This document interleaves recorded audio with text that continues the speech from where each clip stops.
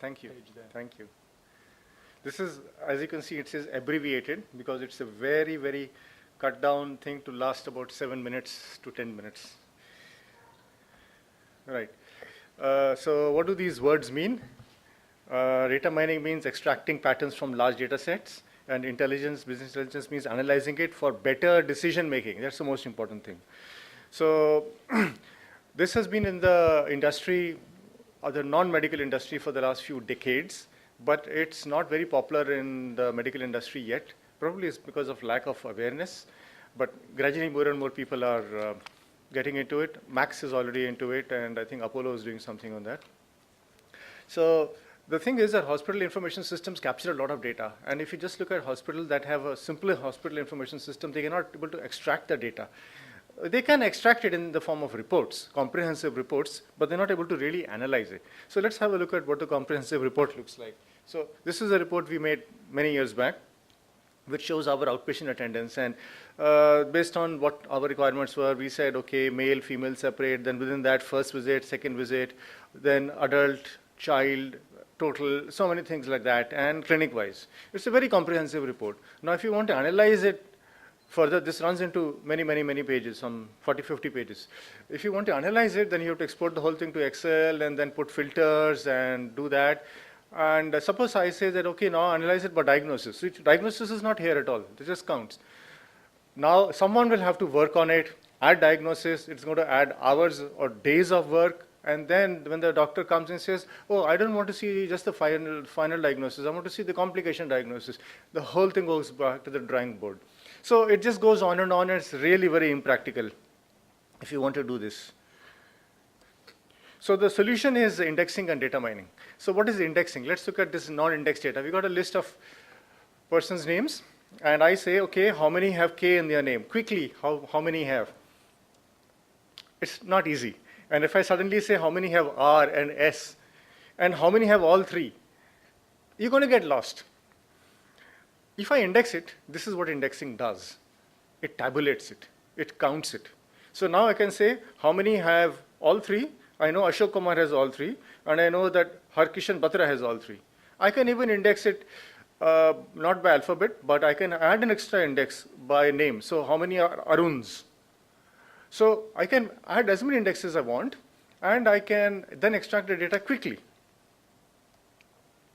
So normal HISs do not index data. They index what is bare essential for them to function on a daily basis. That's it. But if you want to analyze data in detail, you have to create your own indexes, but never on the HIS server, because you're going to slow down the server. So your indexing system sits separately. It mirrors data from the HIS, does the indexing there, and that's where you go ahead. So indexing basically means counting in advance before the questions are asked. And the difficulty in setting up the system is you have to know what questions could possibly be asked. It's not very difficult. It takes a few months and you get it going. And after that, usually the pattern of the questions are the same. So we have SpeedMiner. This is our data mining business intelligence. We have been running it for 3.5 years now. It copies all the data on a separate server, indexes everything we want. We got it from Hesper, Malaysia, but there is an excellent support system here. They have their own agency sitting in Gurgaon. And I seriously think more and more hospitals should go in for some business intelligence, and this is certainly something good to start with. So what have we used for? We have used it for internal process monitoring. There were 6 or 7 slides on this which I had to cut down. Monitoring of patient satisfaction, flow time, bottlenecks. We have used it for our clinical data analysis. Again, I only show 2 slides, but we analyze our own data to get evidence-based medicine data out from our population rather than having to rely from outside textbooks. And financial analysis, we can see where our packages are being overcharged, where we are making a loss, things like that. So demonstration videos, they're very short ones. First one is a bit long. What happened to my cursor? Yeah, here we are. So this is our SpeedMiner. So I'm studying episodes. That means patient demographics. So when I click on find, I've got 2,900, well, 2.9 million visits to the hospital over this period. Now I'm going to divide it by episode type. I just drag and drop it, and I get emergency so many, eye patient, inpatient, outpatient. Now I'm going to study inpatient. By patient sex, I just drag and drop it. So I can pick up anything I want. So male, female, unisex, and unknown where it was not recorded, right? Age at admission ranges. So I pick up and divide the females into that. And I can see the pattern. And if I want to see it as a chart, as a bar chart, so I just click on this and it shows me as a bar chart. You will be surprised that the pattern for males and females is quite different. Somehow females, they have fever, no one brings them to the hospital. They're expected to lie at home, but males, they come immediately. This is there. So now if I'm going to study the 20 to 30-year-old group, and I divide it by episode date period, so that I just take one particular thing, say 2010 December. So 2010 December, I've got 401 cases, right? Inpatient, female. I'm going to divide it by admitting unit, and I can see how many there are. Now let's see dental surgery, Dr. Bijaroda, that's the last line, 14 cases.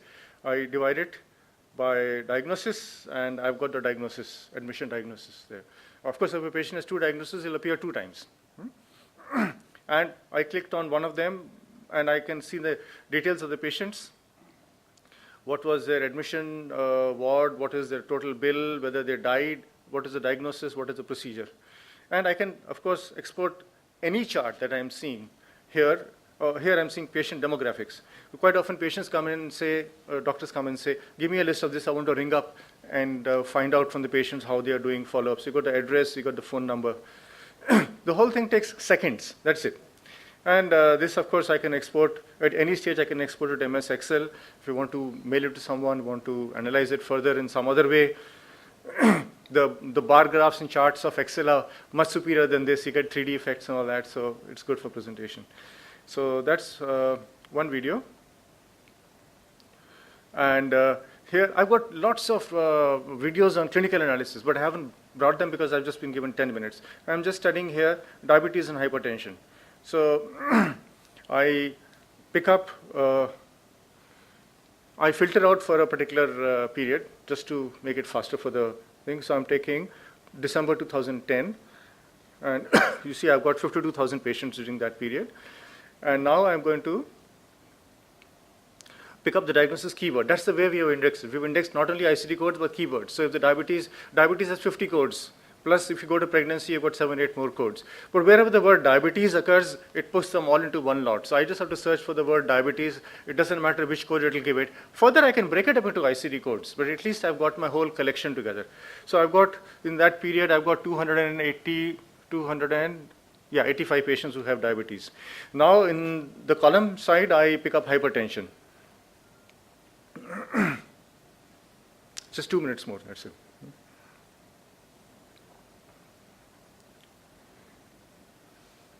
Now I'm going to cross them both, and I've got 174 patients who have diabetes as well as hypertension. Now I can analyze this subset further. I can analyze by disease episode how many of them died, and I can see 1 died and 173 survived. Of course, died in the hospital. If they go home and die and you never come to know, so you don't record it. And I'm studying these 174 by age and admission ranges. And as you can see, most of them are middle to old age group. Here you can see the peak at 60 to 70. So you can get your own evidence-based medicines, your own data to see what is my pattern. How many diabetes with BMI less than 20? Can you give me that? How many? Diabetes with BMI less than 20. Can I get that data? We are not recording BMI. It's what doctors put in. If the doctors don't put in the data BMI, we don't get it. That's the slide. Oh, hold on. I think I missed out one. Cesarean section.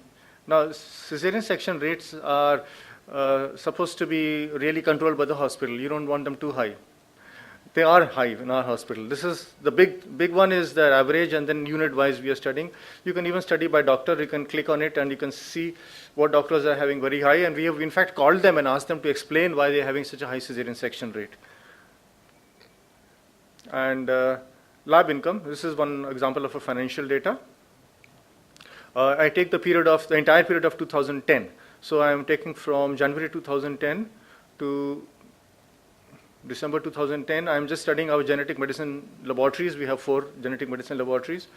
And you can see their the earnings, and you can convert them into a graph and see biochemical genetics is earning least, cytogenetics is earning maximum. This one has grown maximum molecular, and this one has really come down. So you see which one has come down, and you try to figure out why they have come down. But the important thing is what Sir asked.